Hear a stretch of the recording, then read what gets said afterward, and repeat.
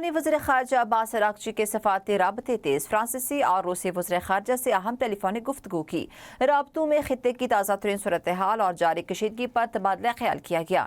فرانسیسی وزیر خارجہ نے موقف اختیار کیا کہ امریکہ اور اسرائیل کی کارروائیاں عالمی قوانین کے خلاف ہیں اور تنازع کو صرف مذاکرات کے ذریعے حل کیا جانا چاہیے۔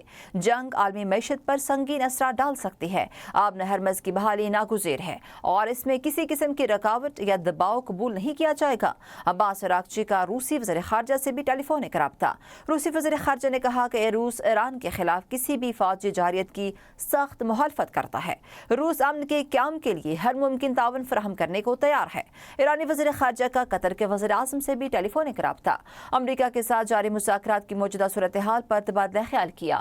قطری وزیر اعظم نے امن مذاکرات کی مکمل حمایت کا اعلان کیا، کہا آب نہر مرز کو جلد از جلد کھول دینا چاہیے۔